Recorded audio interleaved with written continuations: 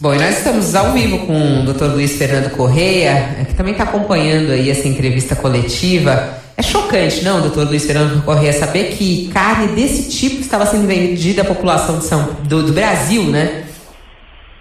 Bom dia. Bom dia, Fabíola. Bom dia, aos ouvintes. É uma situação realmente muito chocante, porque quando se pensa em carne estragada, a gente pensa em operações muito pequenas, a gente pensa naqueles matadores clandestinos, enfim, que vendem a carne sem cuidado, teoricamente sem cuidado nenhum. E quando a gente vê empresas muito grandes que em tese entregam esses produtos para os mercados e para o mercado em geral, o consumidor tende a ter uma sensação de confiança maior. Então, eu acho que isso aumenta mais essa sensação de traição e de frustração que todos nós devemos estar sentindo agora nesse momento. Né? E os impactos da saúde, para a saúde, doutor Luiz Fernando Correia, o que isso significa? Por exemplo, se comer carne estragada, por exemplo, papelão dentro da carne também, né, que estava sendo vendida à população. Qual é o impacto disso na saúde da população? Olha, a consequência mais direta são as infecções gastrointestinais, com impactos de diarreia e contaminação. Porque justamente acontece contaminação da bactéria, porque a gente tem que entender que a carne que está sendo processada é um material vivo, né? E aquilo ali vive no sentido biológico. Então ele pode, se não for manipulado com cuidado, se não for congelado de maneira adequada, se não for mantido de maneira adequada, bactérias vão se instalar em cima ou dentro desse alimento e vão começar a crescer, vão se reproduzir, vão produzir toxinas, que causa aquelas toxinfecções que a gente vê, que são coisas muito imediatas, às vezes logo depois da ingestão da comida, ou então, o que é pior, as bactérias em si vão proliferar e vão contaminar de tal forma esse alimento, que quando a gente ingerir, elas vão se instalar no nosso tubo digestivo, no intestino principalmente, e vão causar doenças muito graves, né? Basicamente quadros diarreicos muito intensos, o que pode comprometer a saúde e até mesmo levar ao hospital e, infelizmente, em pacientes, em pessoas mais frágeis, muito idosos ou que já estão passando por uma outra doença, podem inclusive falecer por essas situações, né? Então, o grande risco é realmente a contaminação por bactérias e os quadros gastrointestinais que podem vir disso. É de uma irresponsabilidade, né? E aí, às vezes, a pessoa passa mal e nem sabe por quê e depois vai investigar, foi alguma carne que comeu. E de que maneira que as pessoas podem se prevenir disso, doutor Luiz Fernando Correia? É possível, porque a gente, como eles maquiavam as embalagens, como diz aqui, né? Eram embalagens maquiadas, enfim. A pessoa não tem como saber se aquela carne tá boa ou não, ou tem algum caminho. Não, infelizmente, esse tipo de fraude fica muito difícil, porque como uma carne processada, muitas vezes ela é entregue ao consumidor, como você falou, totalmente embalada, selada. No caso do papelão do frango, isso obviamente no preparo do alimento vai aparecer, né? Uma coisa esquisita. Pode até passar direto, mas é mais complicado, porque vai ser um pedaço que não é frango, né? É uma coisa estranha ali dentro.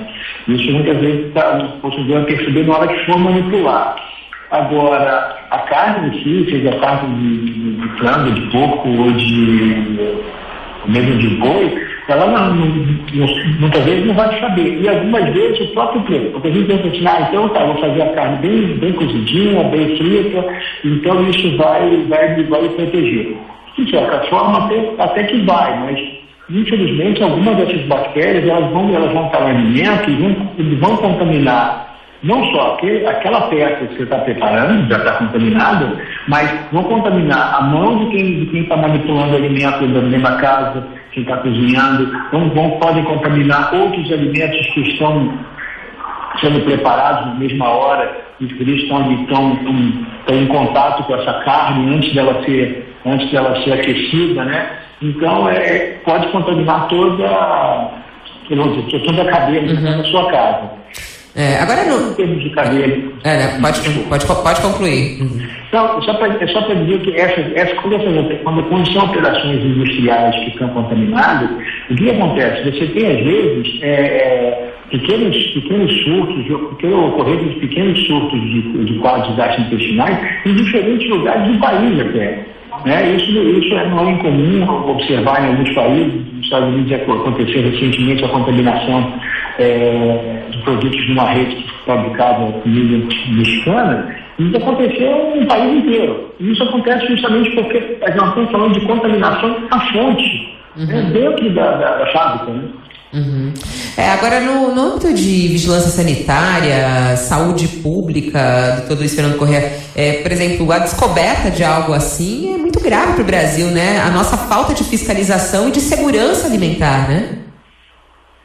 Não, isso é muito complexo. Nós estamos falando de um produto de exportação que tem peso na balança comercial, né? Principalmente se pensar em termos de alimentos, países do Oriente Médio, que são grandes consumidores dos nossos produtos de carne, sejam eles frango ou muitos outros níveis.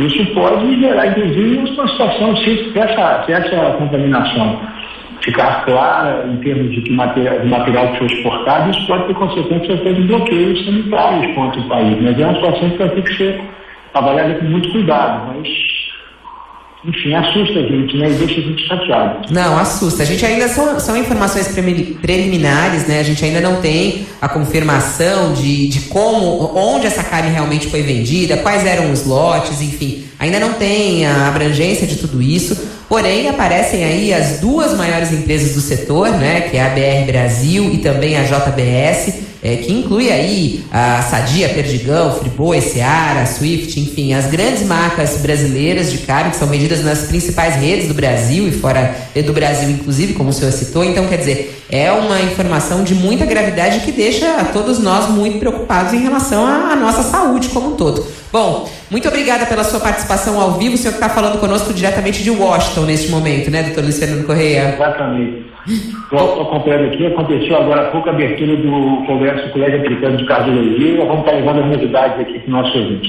Tá certo. Muito obrigada pela sua participação. Bons trabalhos aí para você.